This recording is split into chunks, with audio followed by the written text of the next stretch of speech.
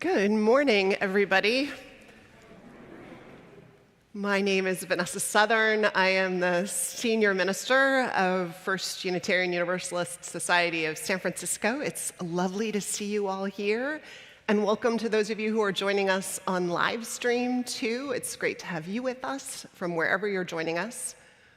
I am graced to share the chancel this morning with Carmen Barsotti, who is a worship associate, but also one of the co-founders and residents of the Fools, the Faithful Fools in the Tenderloin, and a wonderful co-creator of worship. So grateful for Carmen, and grateful for everybody else who is making worship possible. Our musicians, Reiko Oda Lane, up in the organ loft, shaking us to the bones, to remind us that, as Annie Dillard says, that you should be issued a crash helmet at worship if it's done right. So she tries to help us with that one.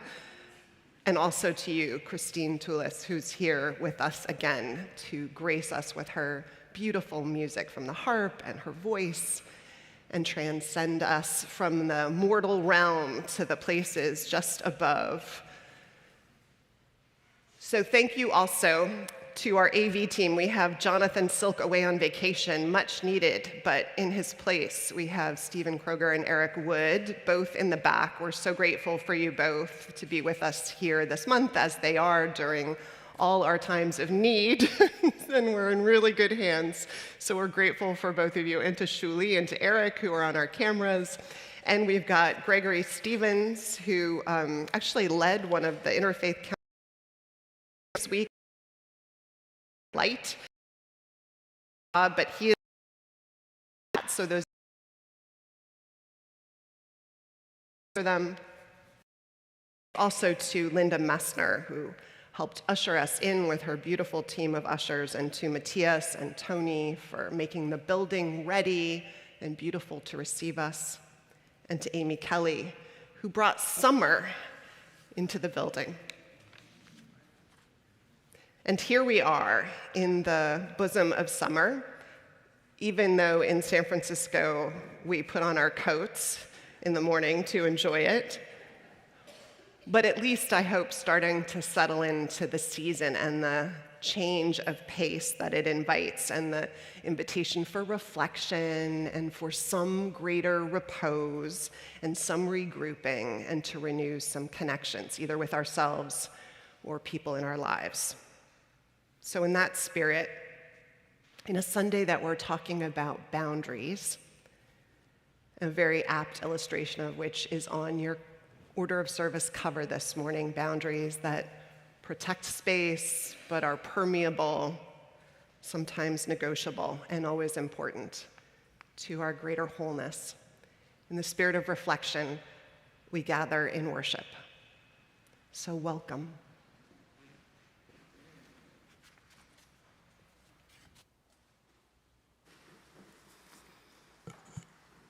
Good morning. I invite you to join me in the words of our chalice lighting, and if you are joining us from home, I invite you to light a candle. And we say together, "We light this chalice for the light of truth, the warmth of love, and the fire of commitment. We light this symbol of our faith as we gather together."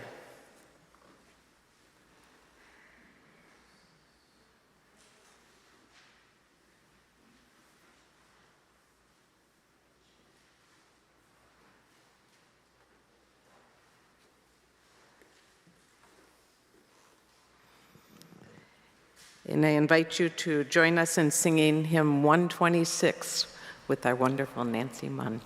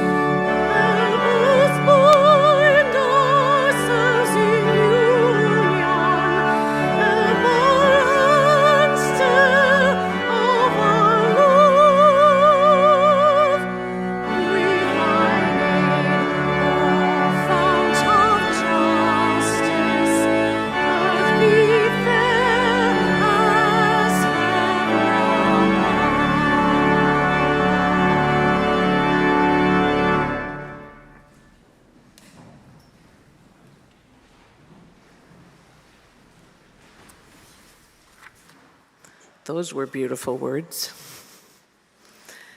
So I share this morning with you the brief invitations. If this is your first time watching, thanks for joining us.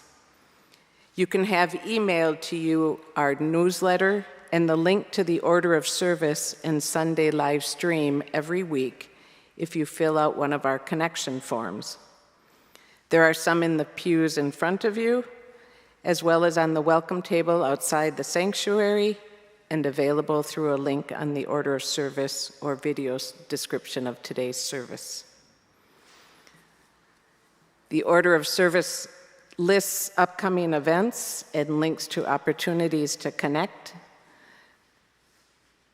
I'd like to call your attention to, if you would like a short-term volunteer activity that is both enjoyable and benefits our whole church, then come to today's 12:30 auction meeting in the Kincaid room after the service. Last year's auction was a big success, so don't miss out on being a part of this year's fun.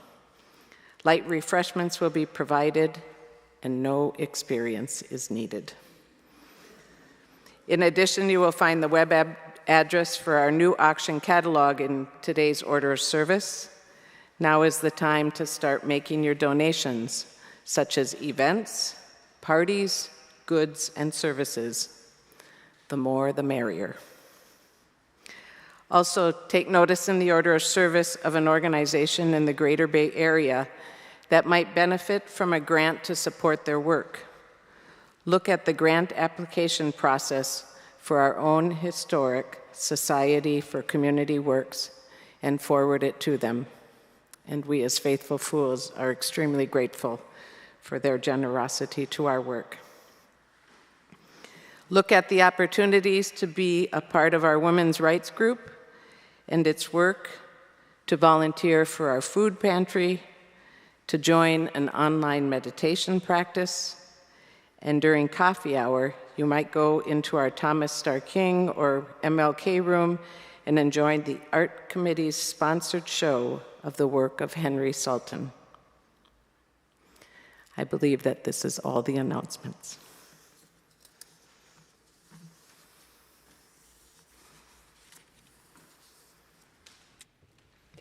And now let's take a moment to greet one another, and then we'll come back and say together our unison covenant, and we'll sing together our doxology, led by Nancy Munn.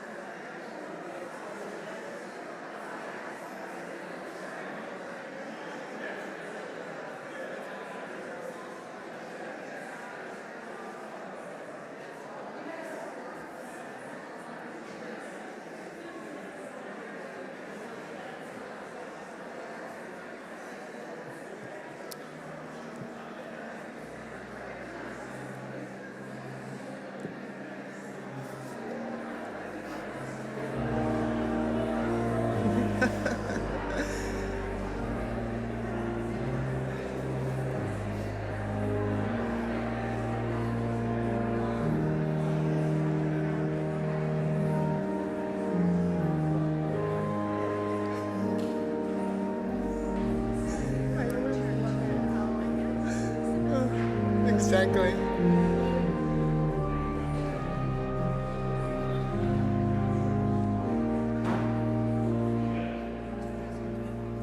Yes, exactly. All right, my loves. To be continued at coffee hour. Let's join together and sing our unison covenant. The words are printed in your order of service. They are among the promises that we say and make to one another in this community that's bound by covenant, not by creed. Say with me, please. Love is the spirit of this church, and service is its prayer. This is our great covenant, to dwell together in peace, to seek the truth in freedom, and to help one another. I invite you to rise as you're able.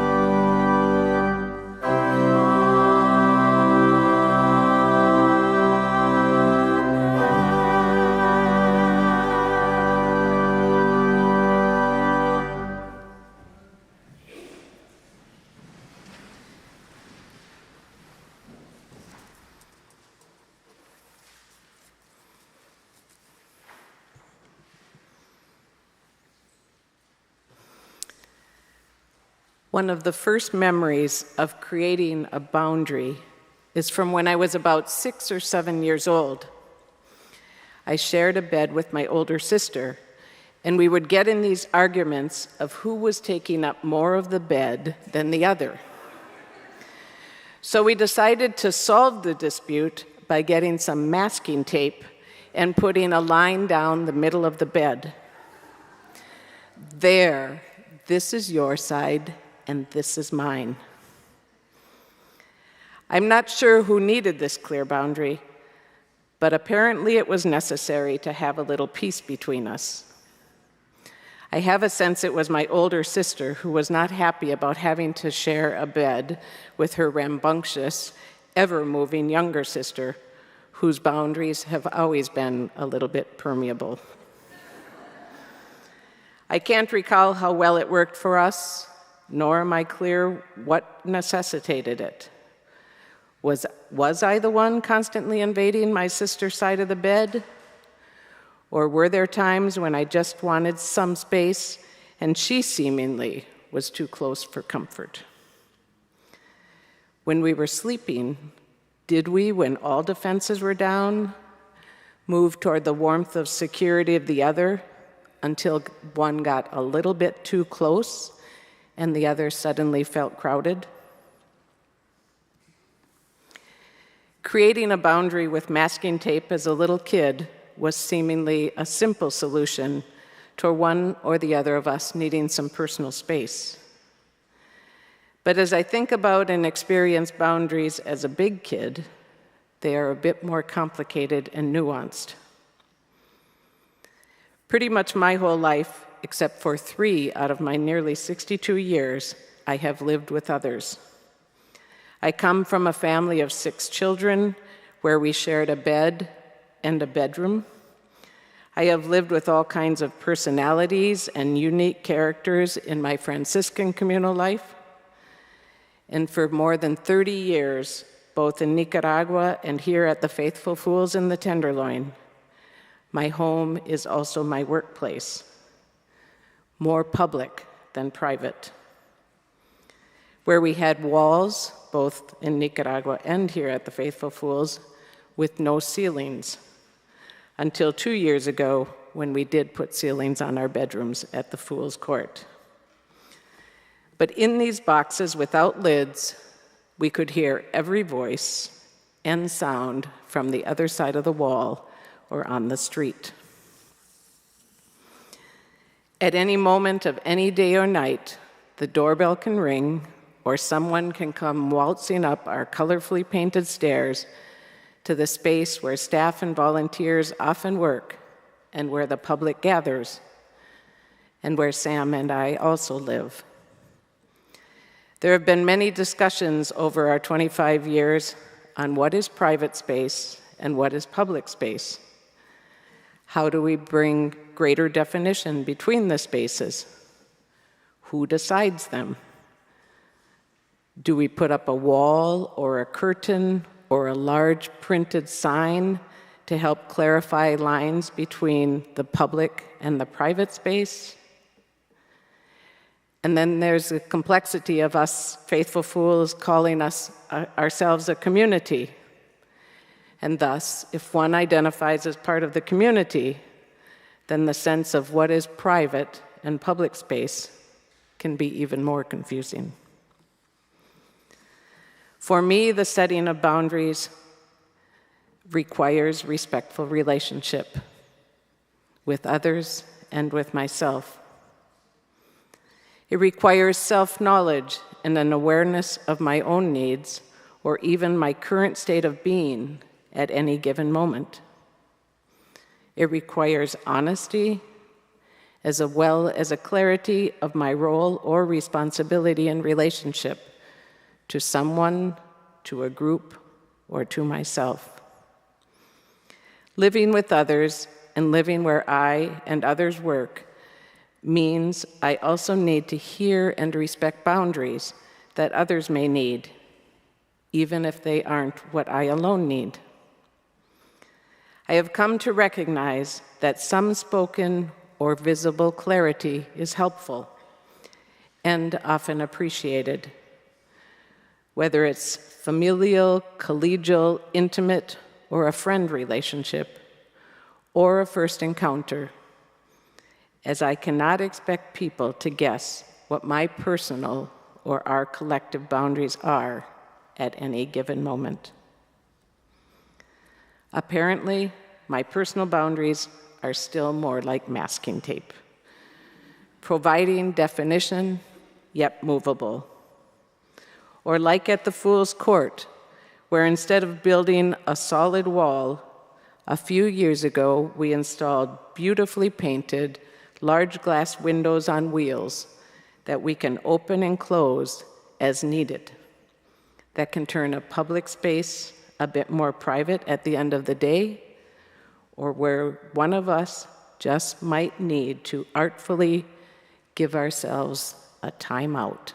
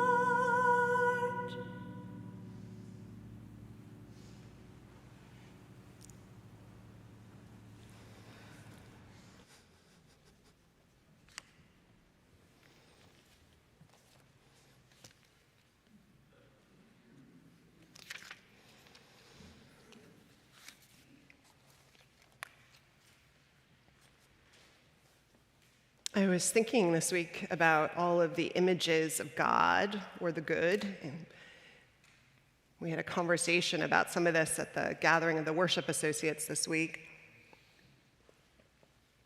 Images that are not helpful in various ways, including when we're trying to think about healthy boundaries.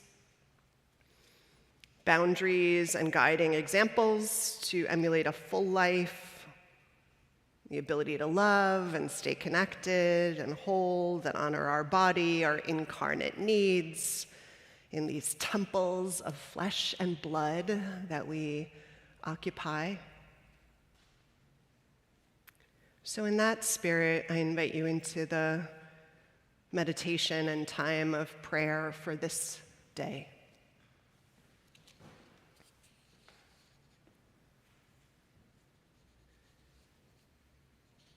Spirit of life, Spirit of love, God of so many names and images, not of your making, but of ours.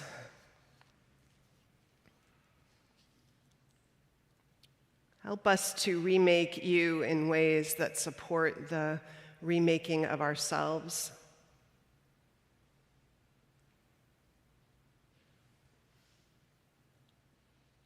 God on the cross who suffers for others to the bitter end, despised and abused. God of the giving tree, that symbol fed to child and parent of the caretaker, shade maker, fruit dropper, sacrificing until all that remains is a stump unable to bear fruit from having given without bounds.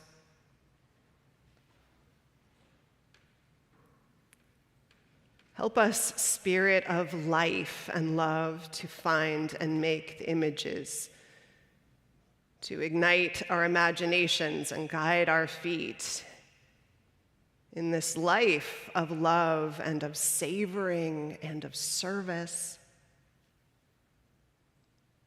Images that teach us how to be and be generatively together.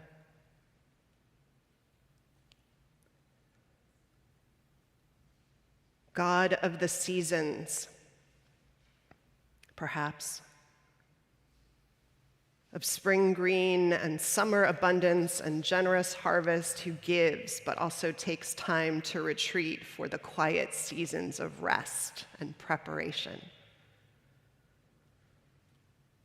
God of reciprocal relationships, perhaps, the symbiosis of creatures, the shark and the remora fish, the living tree home to insects and birds and epiphytes hanging from its limbs, and lichen and small animals burrowing at its base, native trinity of corn and bean and squash feeding one another, none taking more from the other than serves the whole. God of water, perhaps,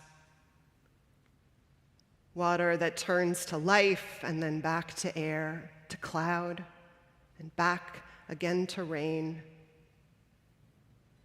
God of relationships that change to meet the needs of their circumstances and conditions, but that still remains true to who and what it is at its core, its elemental core.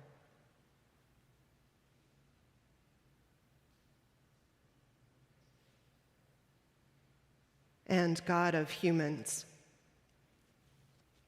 perhaps, wise and compassionate, willing to sit in careful conversation, choosing the words, naming wants and needs and hurts and hopes. Be with us in finding and making the connections that make and keep us whole.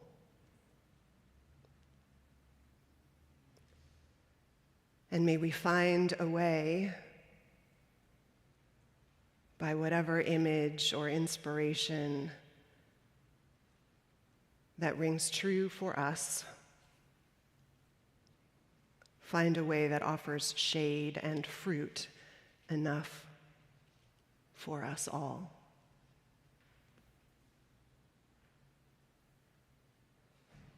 Amen. And now our offering, which is for the works and continued ministries of this community, will be both given and very gratefully received.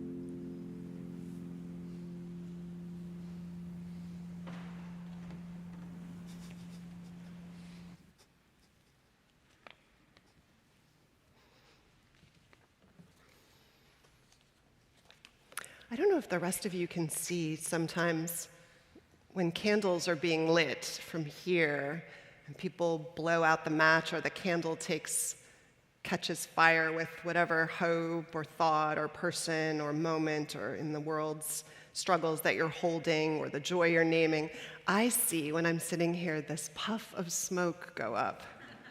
And it's gorgeous. It's like whatever that is, it's going literally out into the universe to move the world, however the world gets moved.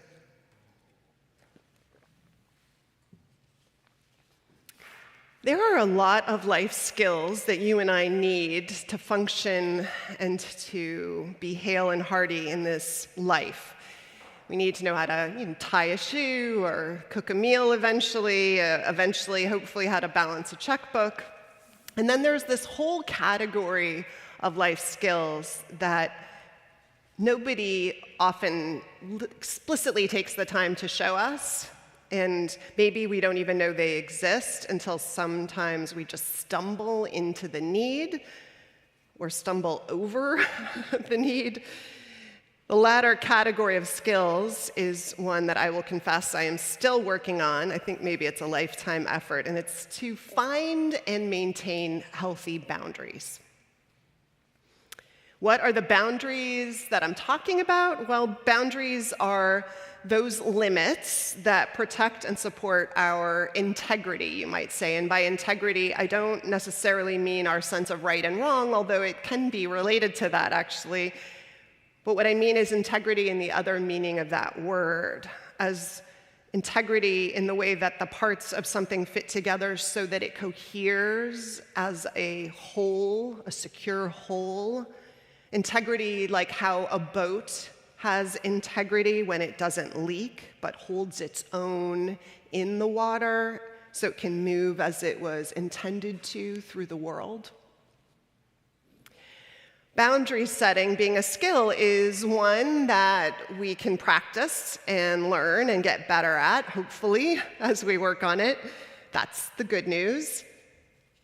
The challenge is for us to figure out where our boundaries need to lie for us to have that sense of integrity that I think we want and need. Nedra Glover Tawwab is a therapist and an author of a book entitled Set Boundaries, Find Peace, A Guide to Reclaiming Yourself.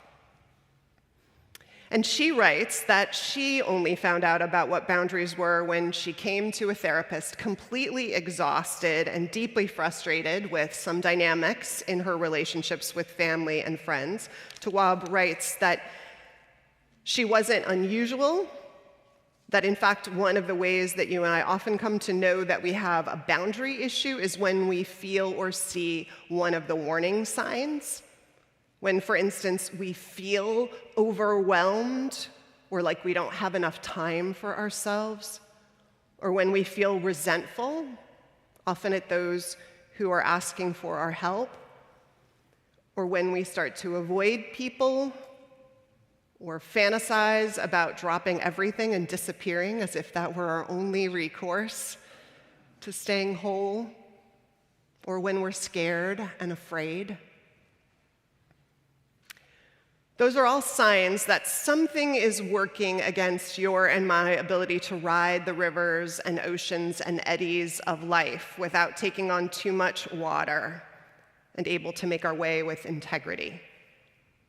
And it can point to issues where our boundaries need some shoring up, like the fence in the order of service cover, or maybe there's no fence and we need to put one up, figure out where it needs to be. Perhaps it helps at this point to understand some of the larger landscape of boundaries a bit better. Tawwab says that there are 6 major types of boundaries, though there may be others. First and most obvious is the need for some physical boundaries, about protecting, at the most basic sense, our right and need to feel safe from physical harm, but it can also include the level of touch that we feel comfortable with, and in general, like the bed or the room, the need to have personal space that feels like it allows us a level of comfort and autonomy.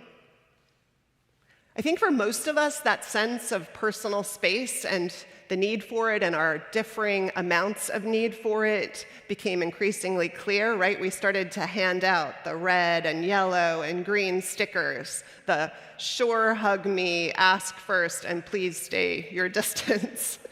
And some people have asked that we keep the stickers forever. So I think that tells you about a larger need that we didn't quite acknowledge and make space for in community. I remember when I was first made aware of the clear need for personal space that I wasn't entirely tuned into, when I came out of the church I was serving at the time from Sunday worship to meet with a couple who I was going to help prepare for their wedding. And I met the husband, who was a young man, a Wall Street investor, who was famous for his quantitative and analytical skills, and who had always been very calm, but looked in that moment like a deer caught in the headlights. Thomas, I said, "Are you okay? Is everything okay?" There was a woman, I should tell you, at our church. So many people in the church remembered her as being the first person who welcomed them and who made them feel at home in church. She was just full of love. She called herself the church hugger. It was her superpower, she and others believed, but not Thomas. Wide-eyed and not at all okay with it all, he said to me, horrified, "Some lady hugged me!" So physical boundaries. What kind of treatment do we need? Our personal space, what feels right for us. That's one of the categories of boundaries. Somewhat related would be a second category, our sexual boundaries. This category includes sexual contact and engaging in sexual acts, both inside and outside of a relationship. The negotiation of boundaries obviously doesn't end once we're in even a committed relationship.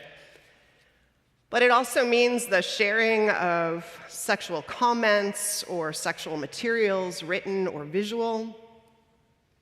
It might include the way our sexual identity or expression is received and respected. In the comprehensive sexuality education, Our Whole Lives, it's called, that our denomination wrote and co-created and teaches, I remember one of the earliest sessions, it's done for young elementary students, and they introduce the parents before they take your kids through it, so I got exposed to it before my daughter Lila did. They introduced that idea of good touch and bad touch, and the need for others to ask for consent before they touch you, and how to support a child in naming that need they have to be able to describe and protect their own boundaries, and who to talk to if they need help with those boundaries. It's this incredible nod really early on to acknowledging and helping a child think about physical boundaries, but also to put clarity for them to understand and frame any early violations of their own sexual boundaries. Integrity, protection, to learn. And in all of these, depending on our life experience, sometimes relearn in ways that are more respectful of what we need and deserve.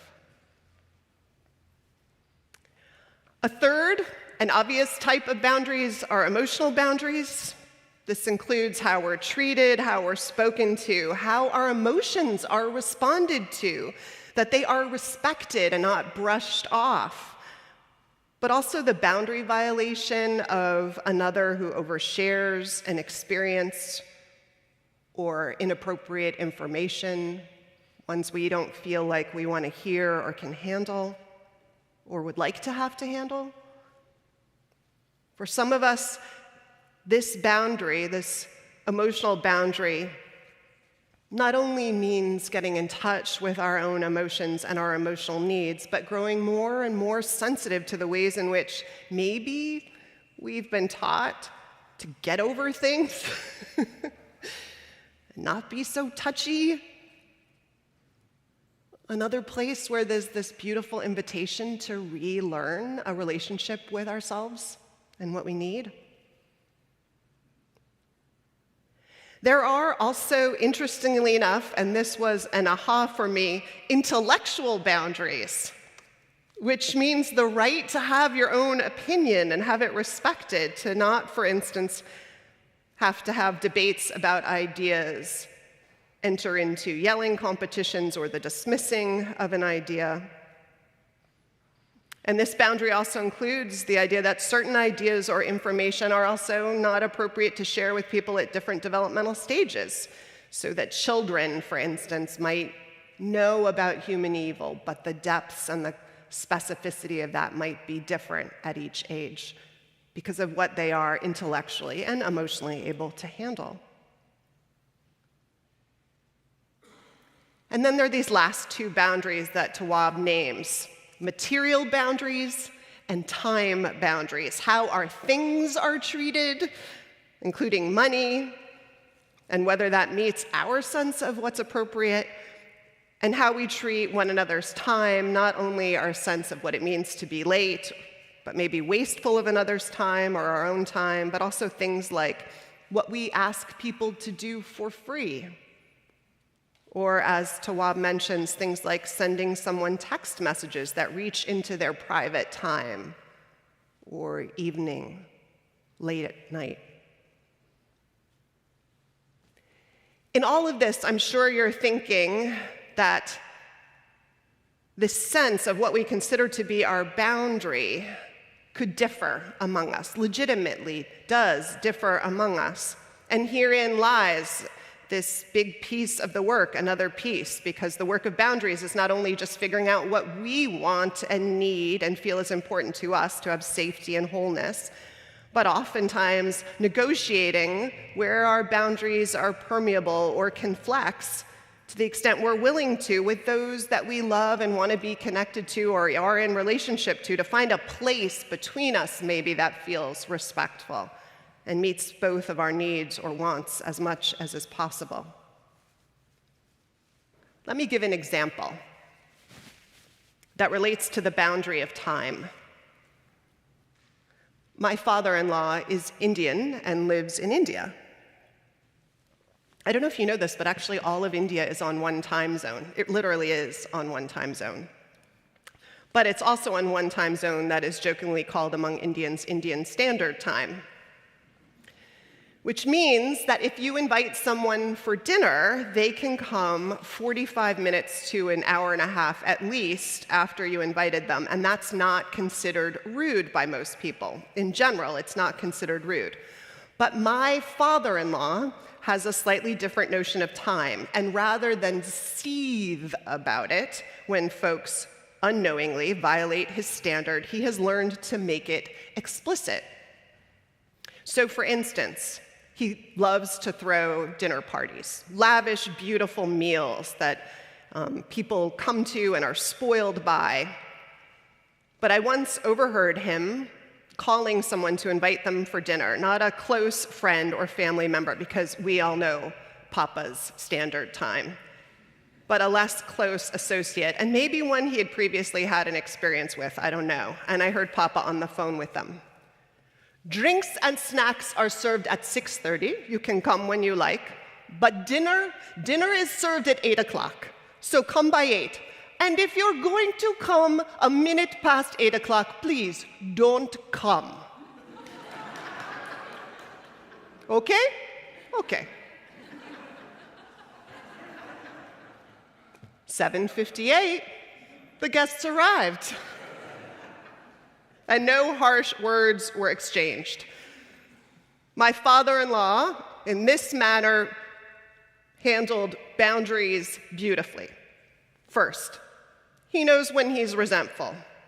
To have a gracious evening respected what he needs.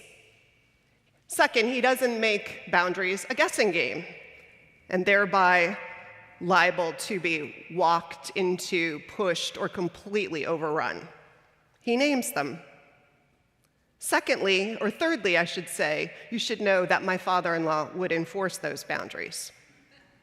Maybe the first time you came past 8, he would let you in the door, but he'd let you know that it was a gracious act of him to do so. And each time you came later than 8, you would hear a little more of how unhappy he was, and eventually he wouldn't let you in the door or even invite you. And so there is also, I think, I should name for my father-in-law to his credit, space for negotiation in this. If someone said, we're coming in from the airport and our flight might be late, is it okay if we still come, even just to join you for dessert? We'll let you know if this is happening. In all likelihood, he would be generous and gracious. He would make the boundary more porous, given the circumstances. But always there is a clear and respectful negotiation where each knows there's some need that they're trying to meet for their own sense of wholeness and satisfaction. You and I know it can be harder to do the work where boundaries are less clear. In relationships where emotional manipulation seeps in, it can be harder to put our fingers on what's happening, where passive-aggressive behavior is present, because people who use passive-aggressive behavior like it because it's slippery and they can deny it. Families can make us feel selfish or rigid for having boundaries as a way, frankly, I think often to defend their own need to do whatever the hell they want to or are used to doing. People often resist change, even if it's for the better, for one or all of them.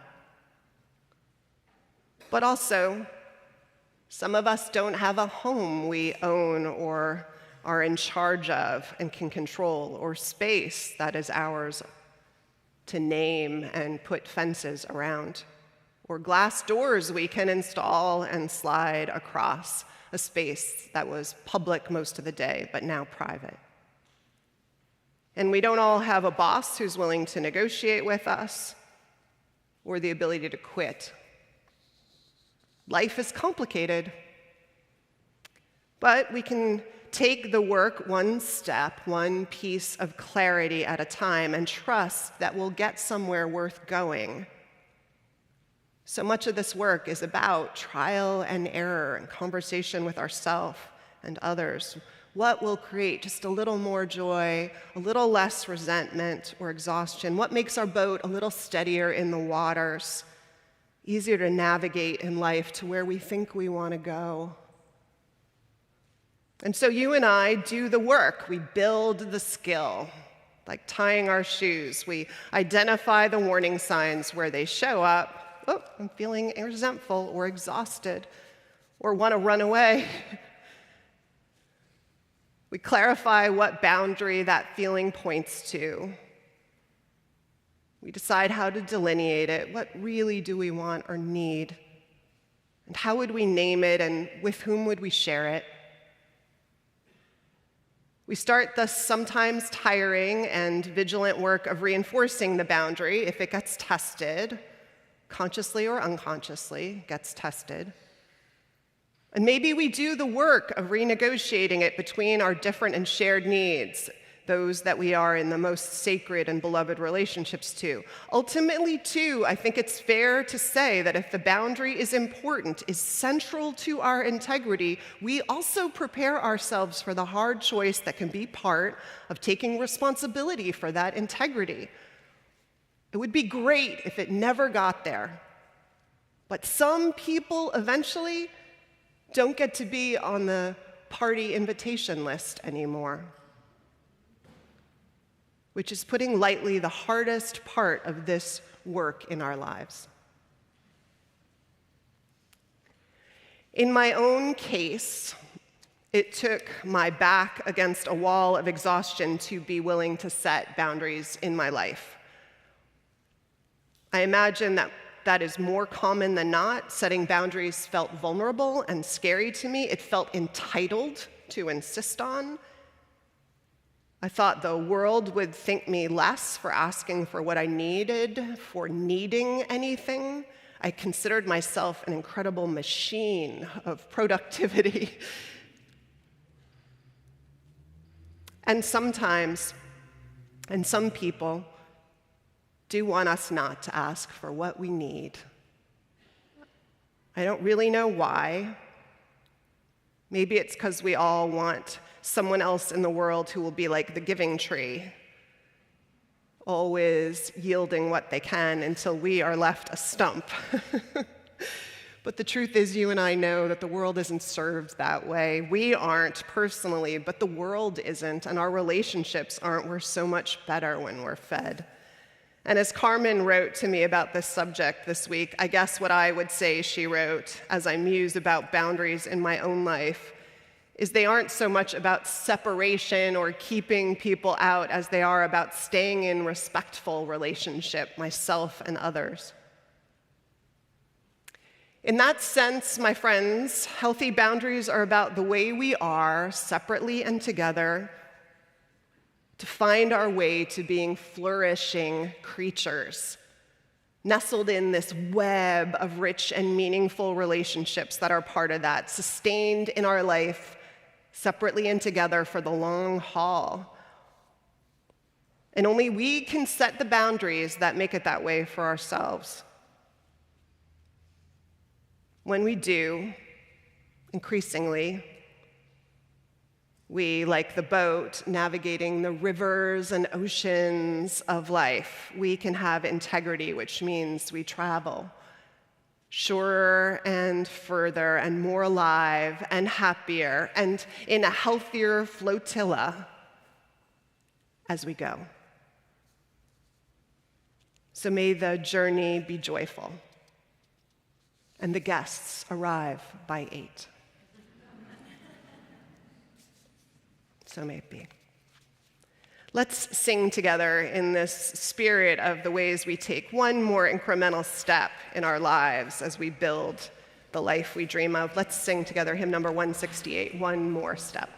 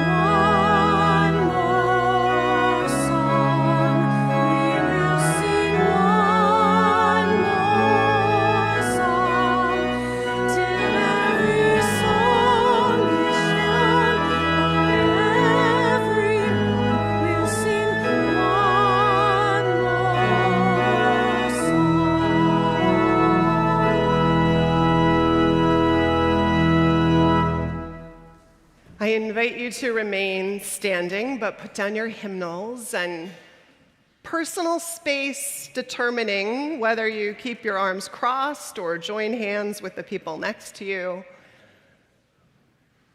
as we say our benediction.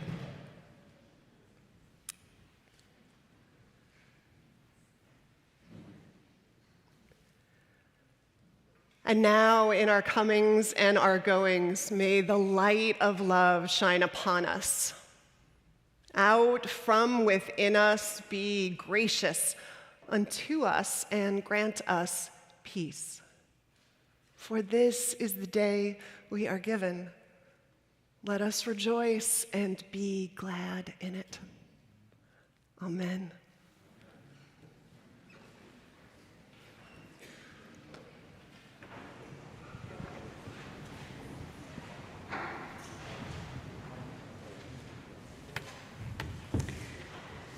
So there's one more song I'd like to share with all of you. And this is a new song. It just came in April, and it's actually participatory. So I'm going to actually invite you to join me in creating this music. It's a blues tune. I've never written a blues tune in my whole life. But this is what came in, and I thought it would be fun to share this with you today. It's called Divine Spark. So if you want to join me, snapping your fingers or clapping your hands, we'll do this one together. There you go. You got it. Excellent. Thank you. It's summer, right? Let's have some fun. There's a divine spark in your heart. It's a transformer, it'll light your way forward. Take a moment to tune into it now. There's a pure love deep within you that'll bless your life and everyone around you. Just let it flow and let it grow, and then you'll know, yeah. If your life's not feeling like a gift, perhaps it's time to make a little shift. Slow it down, find your ground, make a choice to turn it round. Bring the love in and you'll feel a lift, 'cause we're really a creator, manifesting sacred dreams, connecting to your higher vision, and realizing what it means. Your inner guidance leads the way on the treasure hunt that becomes your day. Just take a moment to tune into it now. There's a pure love deep within you that'll bless your life and everyone around you. Just let it flow and let it grow, and then you'll know, yeah. With an attitude centered in gratitude, you've got the energy to improve your mood. Take a moment to tune into it now. There's a pure love deep within you that'll bless your life and everyone around you. Just let it flow and let it grow, and then you'll know. If you're standing at a closed door and you don't know which way to go, take a step back, go within, Jack, and find your inner glow, 'cause you're really a creator, manifesting sacred dreams, connecting to your higher vision, realizing what it means. Your heart is a broadcast station, streaming energy and information, your special key to transformation and reality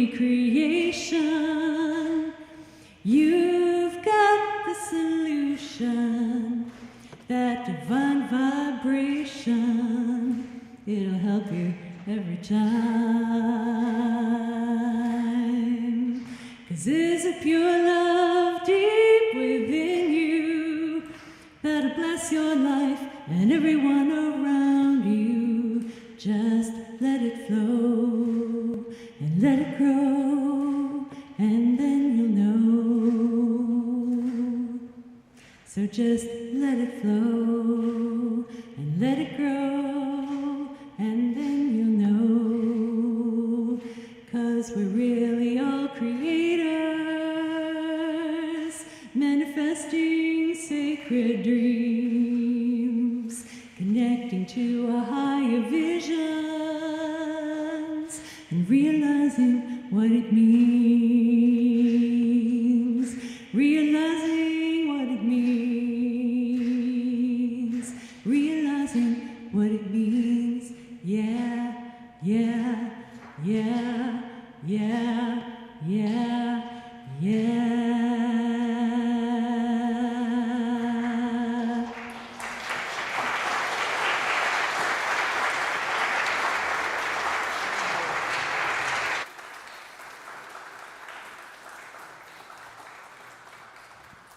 Thank you. Happy summer, everyone.